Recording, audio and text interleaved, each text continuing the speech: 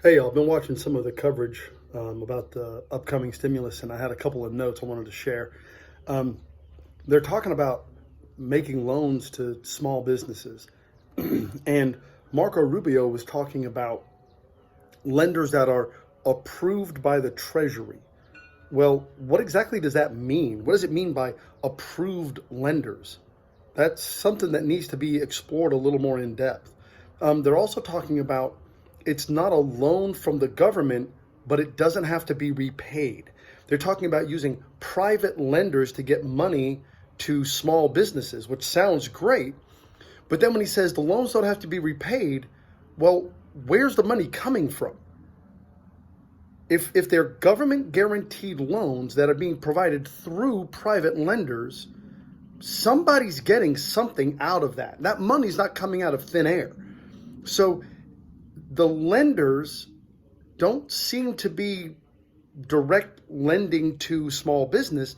They're middlemen providing money from the federal government. So it sounds like it actually is a federal loan. It's just not coming directly from the federal government. So why the smoke and mirrors? What are these approved lenders doing to get that approval? So there needs to be a lot more questions being asked. Marco Rubio also said, we've learned that we can't rely on everybody else for our manufacturing. That's not true. We can rely on everybody else. We can't rely on China.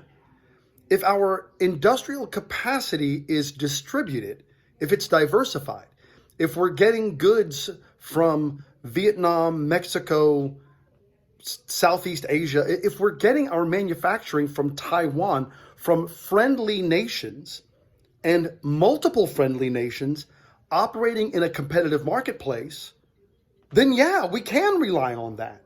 What we can't rely on is everything coming from China.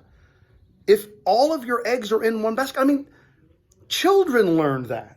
You don't put all your eggs in one basket. We've been putting all of our manufacturing in China, and that has not worked out. And it was never going to work out.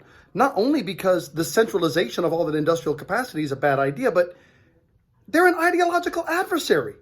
It's China, for crying out loud. That would be like in the 1980s having all of our manufacturing done by Russia. I mean, it's just stupid. Steve Bannon comes on and he starts talking about he wants to combine the Treasury and the Fed, and we need to start talking about more new powers for the Fed and new powers for the Treasury. Dude, that is extraordinarily dangerous. Combining the Fed and the Treasury, centralizing more authority and coming up with new powers for these government agencies. A big part of our problem is centralized authority. You don't correct a problem of centralized authority with more centralized authority. That's just, and I'm not hearing enough people asking the right kind of questions. Where is this money coming from? What are these new powers? Why are you combining the Fed and the Treasury? What are the problems that are going to come from this on the back end? It's a little disturbing, especially when you frame everything through the prism of never let a crisis go to waste.